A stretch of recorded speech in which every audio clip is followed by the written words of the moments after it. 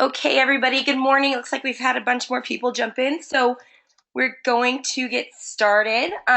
Thank you, everyone, for joining us for today's Selling with SpotOn session. Today we have Miss Rebecca Monet, so our Chief Scientist at Zoracle Profiles, and Miss Jane Stein from Your Franchise is Waiting. So today, Jane and Rebecca will be reviewing some of Jane's candidate SpotOn profiles and discussing how they use those in the presenting, selecting, and ultimately moving someone through the franchise selection and purchasing process. Let me see here. My name, a few of you know me, is Aubrey Coudier. I'm on the development team at Zoracle Profiles, so I'll be hanging out throughout the session, ask questions, I'll answer them, or I will bring them up at the end for Rebecca. So feel free to send those throughout the period.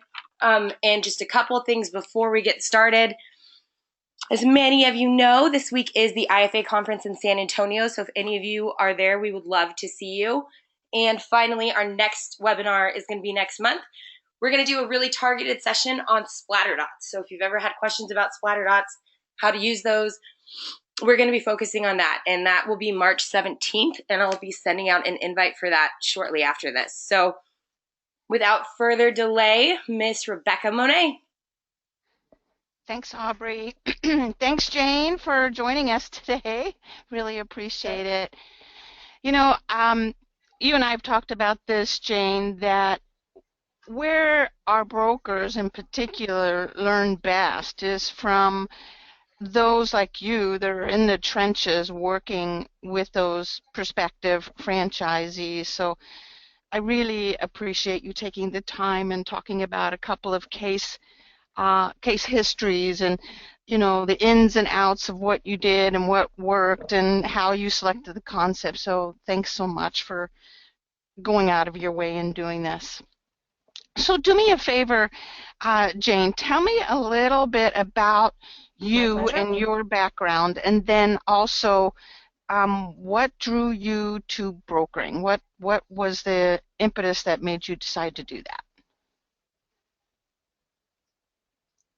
Sure. I was a wealth manager with what is now Morgan Stanley from 1983 till around 2004, when I had felt like we had enough. I was bored. I wasn't learning. I didn't enjoy getting up on work days. I would look at I'd wake up, open my eyes, and go, ah, crap, it's a Monday. And we just decided to relocate our family to a beautiful place and raise my kids. So at that point, my kids were in first and third grade, and we moved to Boulder, Colorado. And I, got involved in my kids and raised my children. Prior to that, we had, round-the-care kind of nannies. So I raised my children, and what happened was about 10 years later, my oldest went off to college, and I realized I was restless, bored out of my mind. I had done a ton of volunteer work, really engaging volunteer work, but I really, really wanted to see if I could build another empire. And I thought about going back and being a broker, and I was like, ugh, I hated it the first time after, the first 15 years. And, I looked into some things. I thought about being a realtor, and really at the end of the day, what I wanted was one-off sale. In other words, a sale that I have a deep, intense relationship for 60 to 90 days, and then I pass them on, as opposed to the day in and day out conversations for 20 years with the same people. And so I stumbled on this because I thought I'd buy a franchise, and a franchise coach worked with me, and I kept thinking the whole time, oh my God, buddy, you are so bad at this. I would be so much better than you. And I was sitting there visualizing all the things I would do that would make customer service experience better. And finally, at the end, he said, you should do what I'm doing. And I'm like, I know. Like, so duh. That's what happened. So it's perfect for me. It's all the, I'm an achiever and, a director, and it's the perfect thing for me. It's engaging, it's different, it's problem solving, it's researching, and it's putting all this energy into it, and then it's done, and you get a big check, and you get to move on. Chop, chop. I love it. Thank you for sharing that story. And you, like a lot of are like a lot of prospective franchisees. You were bored. You had intense amount of experience and drive. You needed to find a way to fulfill this side of you. You knew exactly what your strengths were, what your weaknesses were, including you didn't want to do all that management stuff and that ongoing stuff. You were more project oriented, 60, 90 days, boom, boom. So you were someone that understood yourself well enough that when you saw the right business, you would know it. And in this case, it happened to be franchise brokering. So, and I bring that up for a lot of reasons, in that our prospective franchisee may not know what kind of business they're looking for, but when they see it and it matches all the criteria, they will go through the same thing you went through, which is that feeling that says, I can do this. This is for me. This is right. It's almost a visceral feeling that happens. Now, which is why our job as franchise brokers is so fascinating, is we can put a few businesses out in front of them, and once it lines up with this internal criteria that we may not even be able to articulate, then they just know. Now the SpotOn tool, of course, is designed to help you know what those things are up front, at least a large portion of them. And there's still some fine tuning that has to be done, even with the profile. So our job, of course, is to find out what that kind of internal criteria is, which you just so well articulated. Show them some businesses that line up with that criteria, and then one of those businesses will give them just what you have. So I love working with you, Jane, simply because you have intense energy. You get her done. You get her done, girl. Thank you. So I'm going to cover 3 or 4 slides here just to kind of set the frame for everybody. Remember, our goal as franchise consultants is to help our prospective franchisee find something that is compatible with them. So a compatible franchise system is one that matches your candidate's values. It matches their stage of growth. It has to be a good fit from a stage of growth perspective. It matches the culture that they enjoy being in. And then once we have those 3 pieces, we want to begin to look at their core competencies, and we want to exploit those. So we're looking for a franchise system that complements the competencies of that franchisee, and of course enhances the franchisor's strategic plan. So where they are weak, we want the franchisor strong, and vice versa, so we can create this interdependent relationship. And of course then we want to get into what kind of sales can they do, and which concept would do that better for them.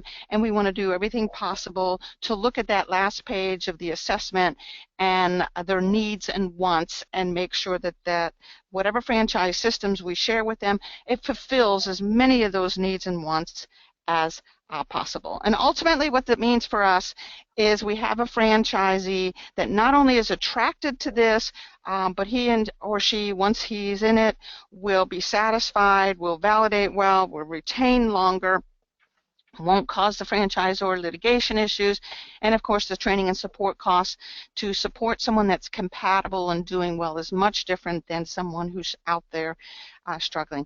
But honestly, the big piece is about performance. If somebody is a good fit and they have what it takes to build a business within that system, they're ultimately going to perform better. So we're always looking for compatibility first, because we know that competencies are trainable. Ideally, they already have the competencies, but we do know these are things that can evolve and can be trained. So Jane, let's jump right in. Tell me a little bit about your first candidate, a gentleman that you worked with a little bit ago. Can you just kind of frame this picture for us a little bit, this candidate that we're going to look at? Sure. So this was the best candidate I've had in my short career. He is the second generation owner of a large chain of retail stores throughout 3 states. Super qualified, wealthy, basically had been doing the same thing for close to 40 years. The MBA son has come into the business, and he acknowledges that he's sort of getting in the way. He wants to have something engaging and challenging for him to do, so that, I think his words were, I just need to get out of his way.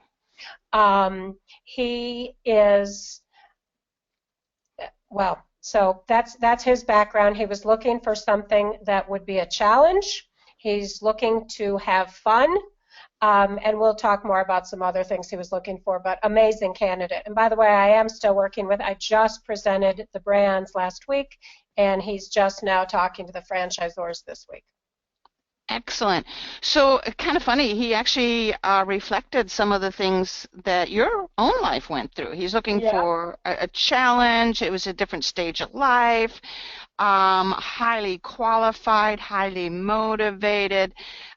So definitely an excellent candidate, and then on top of it was blessed with the ability from a financial perspective to execute on this dream he has of doing something different. Yep. So let's look at big picture here, and then we'll dig in together, Jane. So this is the first page of the assessment for those of you, we have a few here today that are brand new to SpotOn, and at some point you'll look at this summary page, and everything you need will be right here, and the rest is what I call yada yada. But so if we're looking at compatibility factors, this gentleman, Dave, I believe is his name, is a societal, so that's the first compatibility marker we want to look at, is his values. Secondly, his culture was compete. He wanted and needed and will do best in a franchise organization whose culture is also compete.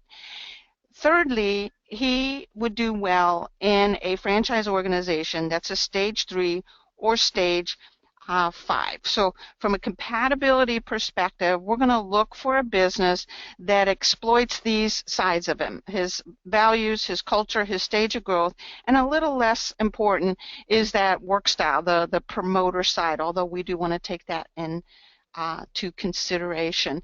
And then next we of course want to look at the competencies. He's got some fabulous core competencies. We want to leverage those. He's going to be a solid single unit operator that's going to grow something strong, but he does appear to be someone that needs to have a lot of control. And he has this relational and consultative sales ability. So let's dig into those values, Jane. He's a societal.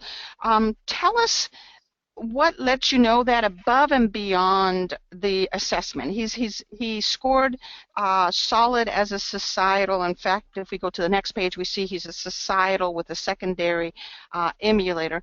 But tell me, how does this societal side of him act out, or tell me what your interchange was with him about this.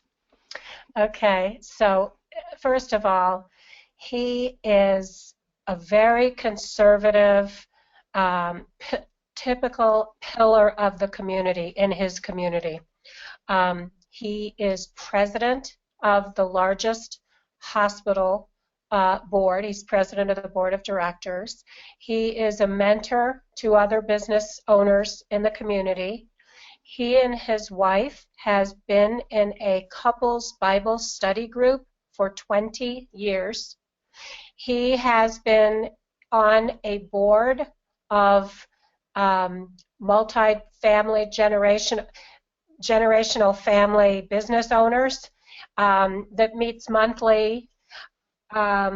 He said over and over again, I would enjoy hiring and building and mentoring a team of young people. He wanted to give back. You know, that just came back over and over and over again. He, you know, he's classic. He's a classic societal, yeah. So, and everything you described, Jane, is a societal. They frequently sit on boards. They're acting as mentors and advisors. They're respected in their community. They are pillars in their community, in fact.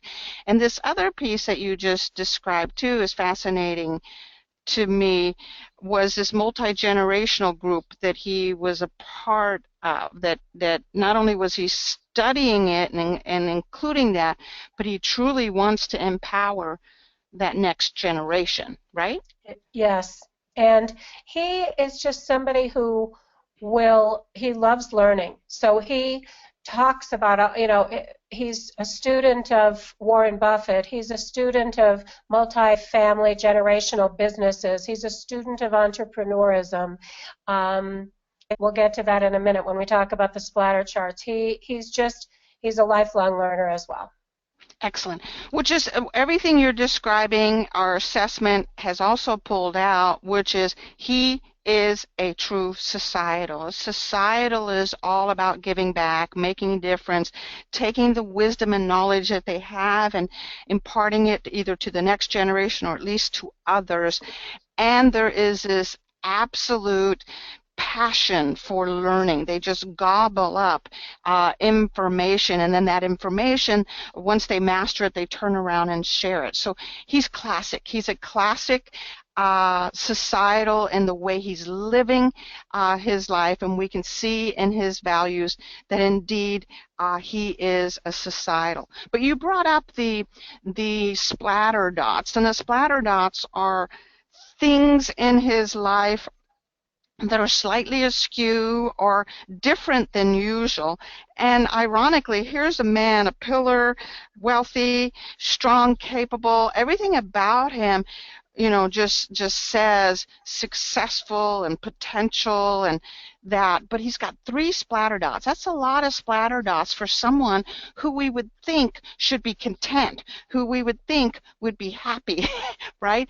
But here's someone who's got 3 splatter dots that are causing him a little bit of pain, and he's pushing it against the edges. And clearly, when we see 2 and 3 splatter dots, these are individuals that are in some form of pain, and they're wanting to express themselves differently, more, or whatever, but things are not comfortable for him. So tell me more about this, Jane, when you were talking with Dave and his splatter dots and his values just in general. So how I use this, and this ends up being one of the more useful conversation openers, is when I have somebody complete the Zoracle, I set up a second call strictly to review the Zoracle. And in that second call, I go through and I ask more, and I just tease out more information. And so when I get to this part, I pretty much explain what splatter dots mean in general.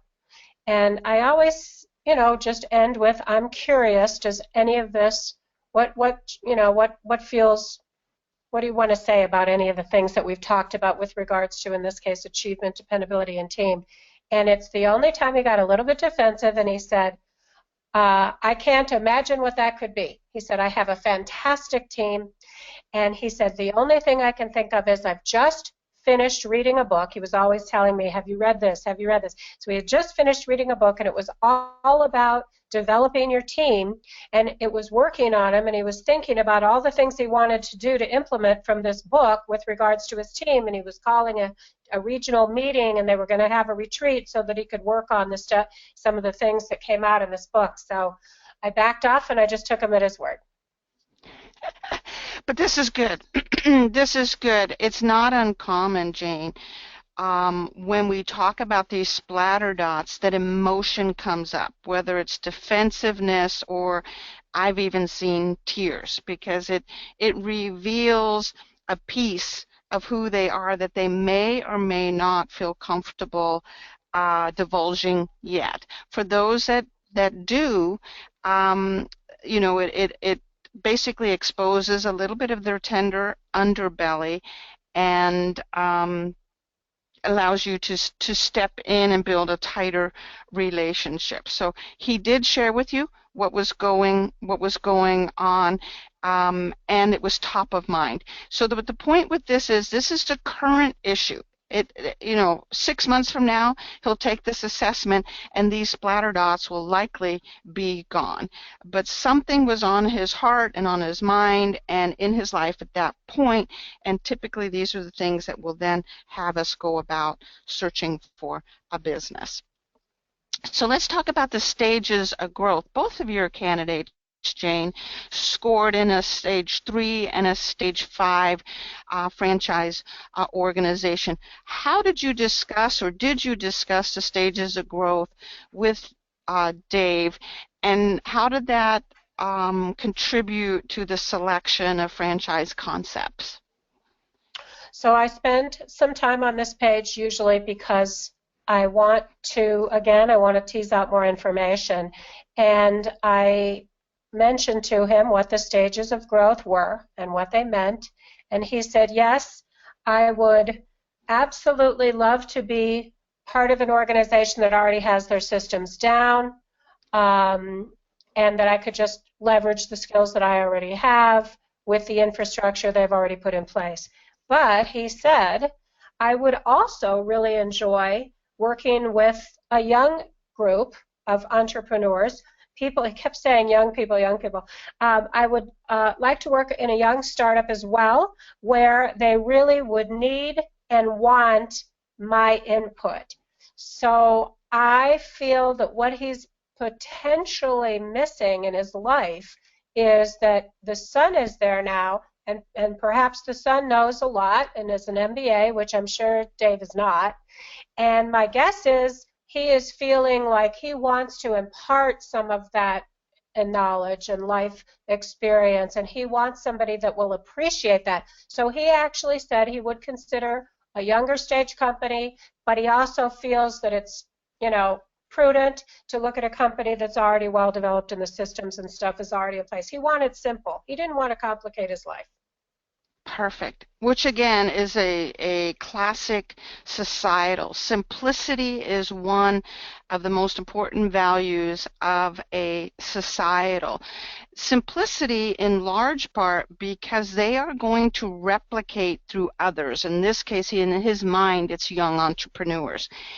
And so they need something that they can impart and encourage and inspire that next generation or that next group of entrepreneurs. And what's being leveraged is their wisdom, is their experience, and things that they can pass on. So societals do well in early stage companies, but they will always be attracted to systems because of the simplicity of them. So ideally, if we can find him a stage 5, which is typically, a larger brand that's spinning off or creating a new concept, that would be perfect. Those are harder concepts to find simply because larger stage franchisors, those with, small companies, big companies, medium-sized companies like your Rhino brands and your home franchise concepts and your Dwyer groups and your service brands, those kinds of concepts oftentimes are not using outside franchise brokers, unfortunately. So, you're going to have to dig in for that perfect. It's got the systems, but it's still innovative and it's entrepreneurial, not entrepreneurial, and something that is simple and can replicate. So you're going to have to dig in and find something that matches all those criteria. So let's talk about culture a little bit. Dave is a strong businessman as is, even prior to considering franchising. So he's one that understands the competitors. He knows how to go up against competition. Did this cultural piece, play out in any of your selection of franchise concepts, or did you focus more on the values and the stage of growth and fulfilling his needs and wants? How did this cultural piece fit into your selection process? Well, I'll be honest and tell you that because I'm a year into this business, I really don't have the deep knowledge of the 500 concepts that I can represent through my different associations of what will be a good fit on this piece. So this piece of it, I never know what to do with. Sometimes I have a sense, if I've shown a brand multiple times, I have a sense where the culture of the business fits, but it will be very useful for me once we're able to, align the business that you've done the assessments for, so that I can see which business is a culture A fit, yeah. fit, because I really struggle with this piece. So to be honest, I don't spend any time there. Well, and my guess is you're in good company. This is a tougher piece because you're right. It requires basically getting into the hearts and minds of leadership at a franchise concept. And when you're representing 300 franchise concepts, this is much harder to do, to really know what that inside culture is, what's being rewarded, what's being acknowledged, what's being encouraged within that system. And so hopefully we'll be able to help you more with that. Fortunately, when your prospective franchisee is going and doing the research, they're going to get a feel of what that culture is. Is it a family feel? We're collaborative, we're working together. Is it constantly innovating? And so hopefully they'll continue as the years go on, give you more information. I'm talking as a whole to all of us franchise consultants out there, and then the SpotOn match will help with that also. So let's move on. The promoter side. He's a strong people, and he's already, shown you that by sitting on boards and participating in Bible studies and everything he's involved in. He's a real people person. So my guess is, besides making sure he gets into a business where he can continue to work with people and continue to empower, that you made sure that whatever business you selected, it wasn't going to have him be in any form of solitude or working out of his, you know what I'm saying? He needs that human interaction. Above and beyond that, how did work style play in this promoter side, this fast thinking, people-oriented individual? How did this play in the selecting or working with him through the sales process? I don't think that I used it in my conversations with him. I used it in my research. I just think, this is a guy who the world is his oyster as far as things he can do. And so it just made the process much easier when somebody has this kind of a background and he's this kind of a personality. I mean, he can rock it on any of the businesses. So I just had to kind of make sure that the businesses were fun and simple, and those are the words that he kept using, and satisfying. And so it just illustrated to me that the guy will be great in any sort of a business that involves interaction, which is 90% of the businesses that I would show him anyway. And like you said, there's so many options because of this combination. I mean, he really is a superstar in so many ways. There's so many business we can show him, but one thing we're not going to show him is a home-based business where he's in solitude. We are going to make sure he's interacting with people. So competencies: strong leadership skills, strong sales skills, strong marketing and public relations skills, and the piece that we expected, this ability to train, hire, motivate, inspire, and mentor others, that human resource and training side. He's articulating it again and again and again. That's what he wants to do. It's where his strengths are, and the assessment just sort of pulled it out and put it in kind of purple and white, which, by the way, I love your purple color. I think this is gorgeous. Thank you. I love it.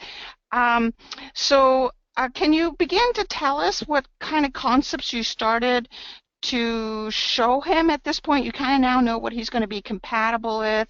You now know a little bit about the competencies. Expound on that, and then how that kind of moved you to, okay, I'm going to show him these concepts. We're going to start with these concepts. Okay. Well, first of all, on this page, the competency page, he had actually said to me, I enjoy working with in a team. I love having everybody sharing the goals, achieving things together, and sharing in the success. And in terms of, and my questionnaire asked, what are the types of tasks you enjoy the least? And as you would expect, what he enjoys the least are the same things I enjoy the least, which are admin and paperwork. So he doesn't like mundane tasks. And where I really, really am starting to gain guidance in terms of how I present and how many I present is actually on the meta description. I don't know if you're going to describe that, but this is a guy who wants to learn about a lot of options. And so this was actually the first time I've ever done this in a presentation. I presented 8 different concepts. First of all, I just felt that he would be happier seeing that many. He's going to want to do a lot of research. He's going to want to do a lot of due diligence, and he's going to want to explore a lot of options. So I'll see if I can try and remember. I should have made a note of the 8 concepts, and some of them are a little bit off the wall. I rely heavily on my intuition, I have to say. I start with all of this, and then I just sort of think, okay, I'm Dave. What am I looking for? What would appeal to me based on my conversations? So let's see. I showed him, let's start with, and I also do something that a lot of people don't recommend. I asked him to rank particular industries. So I do start from those industries, and that's where I get my initial thinking going. I showed him a brand called Postnet. I showed him Big Frog because heavy on the fun. The guy kept saying over and over again, I just want to have fun, want a simple business, want to have fun. So I showed him Big Frog. I showed him Martinizing, which is in that hybrid. It's an older brand, been around forever, just got bought out by Huntington, rebranding with all these cutting-edge digital tools that nobody has, lockers, on-demand services. So it's a classic hybrid.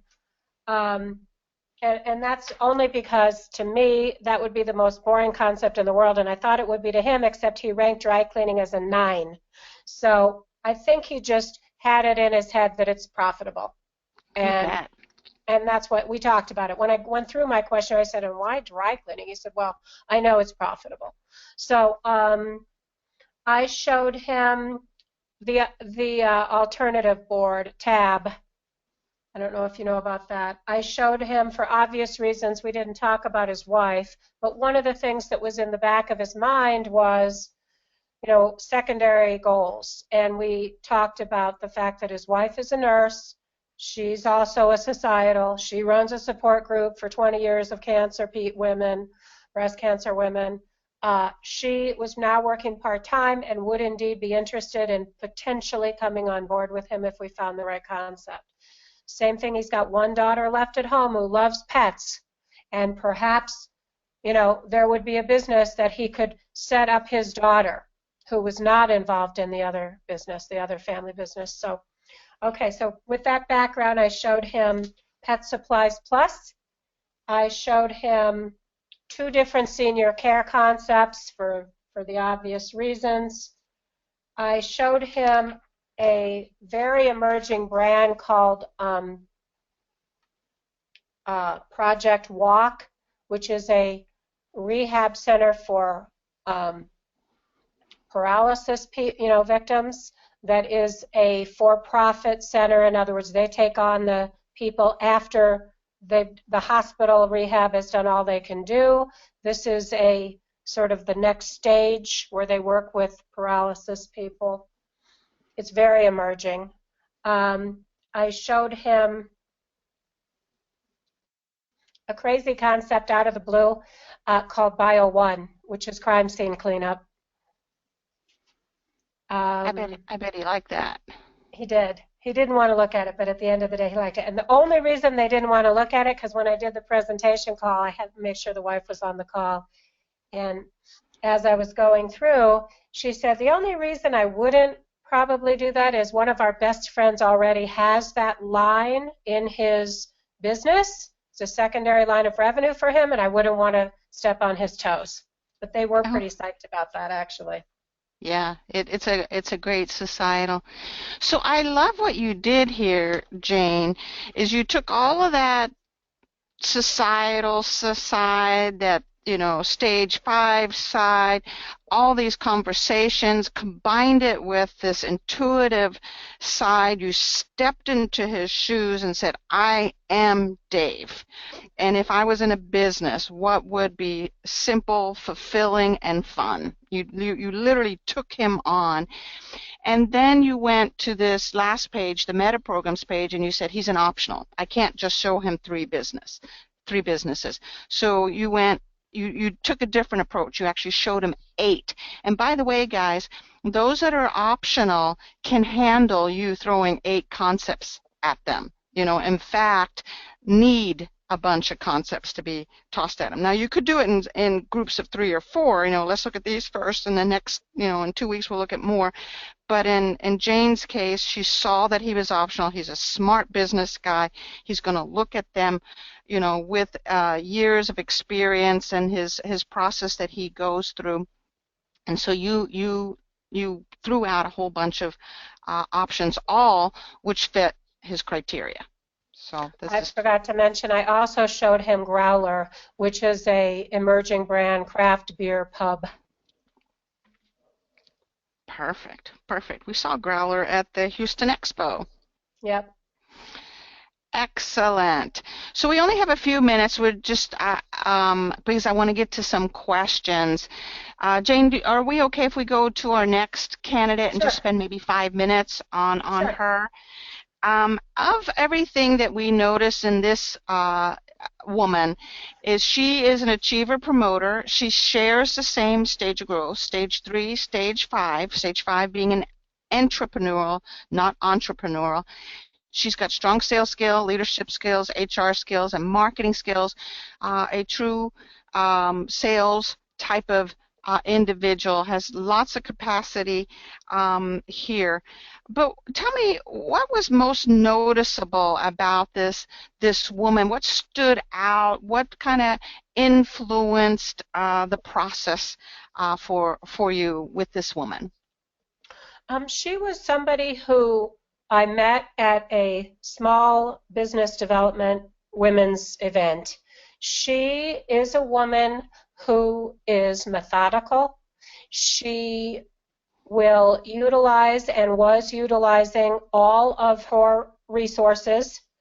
She told me her mother was an entrepreneur, and so it's always been in her mind that someday she would be an entrepreneur. This was a long-standing kind of, dream. Her job experience, her work experience was very much not sales. It was all operations. She was very good at putting all the pieces together, dealing with a lot of details, but she had a passion. She thought she wanted to open a restaurant, actually. I quickly talked her out of that. But she was getting certified as a women-owned small business and as a minority small business. So she was going after all of these certifications so that she could leverage herself as best she could. Good for her. So you mentioned that she was conservative, and along with that, I think you had mentioned to me, Jane, that you sensed some risk aversion, which is not uncommon for achievers and for belongers to be risk averse, very calculated and methodical in their approach. Both the achiever and the belonger will be very meticulous about preventing the risk. But it was more than risk aversion. You were sharing with me some things around true fear that she has, whether she gets this certification or this thing or whatever, might be helping to ease some of that fear. But there was additional things that came up around the fear. Do you mind, is it okay if you can share some of that with us also? Sure. So I on my questionnaire, I asked, what are your biggest fears about owning a business? And she wrote, fear of not being successful, not making the money I thought I would, or that the customers would not come. And in addition, this was a married woman who had 2 children, 10 and 13-ish, and her husband was not so much on board with her starting a business. So we spent a lot of time with her telling me, because she spent all the time strategizing around how to present it and sell her husband. And she sort of took that ball and ran with it. She was in charge. I remember there was a day I was supposed to present, and the husband had a little cold. She said, we're not going to present when he has a cold. We're going to wait. We have to wait. So she was really managing the whole process. I think a lot of the risk aversion was her husband. She knew at the end of the day she was going to win, but she wanted him to be completely on board before she went forward, and she managed that process. I love it. Which again, I wanted to bring this up because you shared this a little earlier with me too.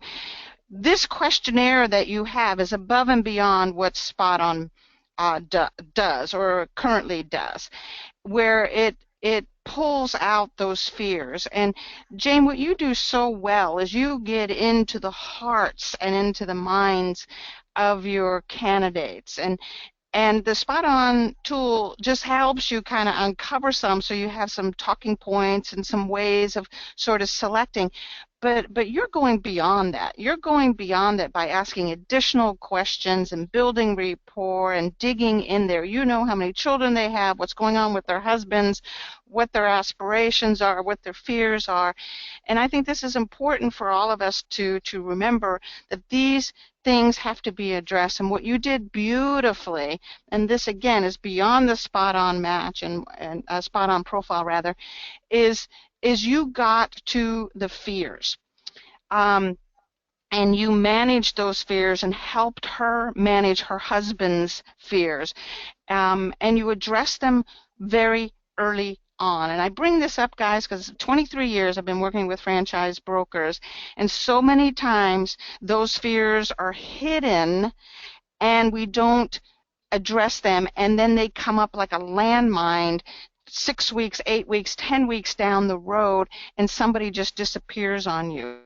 What Jane did, and Jane did well, is she uncovered those fears early on, and she embraced them, held this woman's hands through them, and then created a process so she could deal with those fears. So I want the other piece I want to bring up about that is soon you guys are going to have another optional, you don't have to have this, but an optional risk factor page that will actually delineate the unconscious fears that Jane was picking up through her other questionnaire. In this case with this woman, there was 3 particular fears, including the fear of failure and fear that, you know, she opens the door and no business will come. Real fears that if we don't address, you know, that deal can go sideways.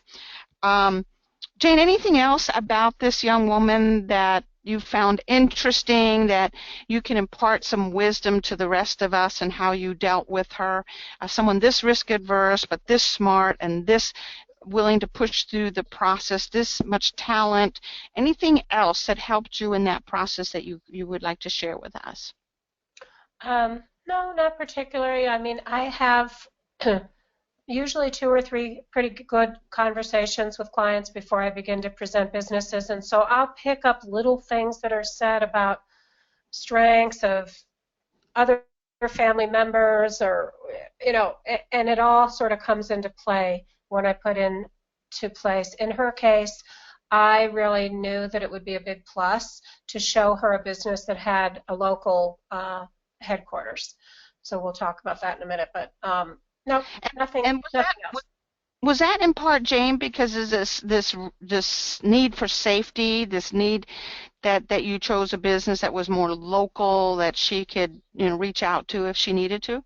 Yes, it was safety, and she had never owned a business before, and I had a feeling it would just help them over the hump with the husband as well. Beautiful. Beautiful.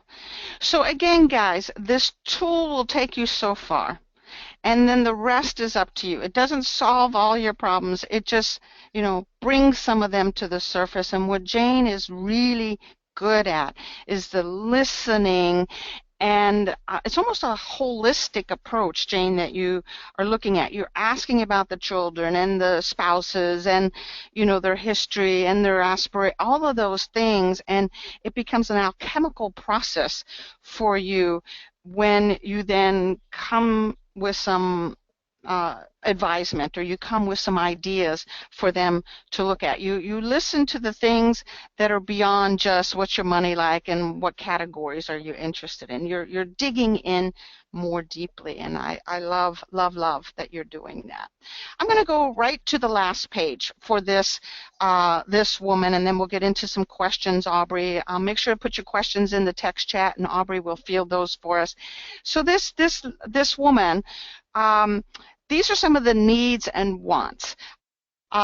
She, is looking for some control. She likes working, in a local market. The market is going to be important to her. Sexy is not as important to her.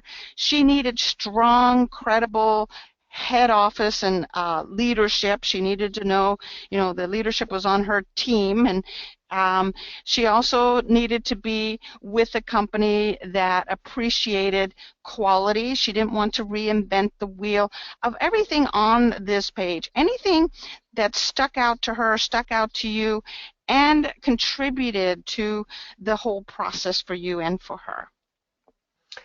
I don't think so. When I review this page, I always ask about it. And I always say, what about this business to business? Is that important to you? And usually they say, no, I could do either way. And they usually can. Mm-hmm. Especially achievers. They can do both.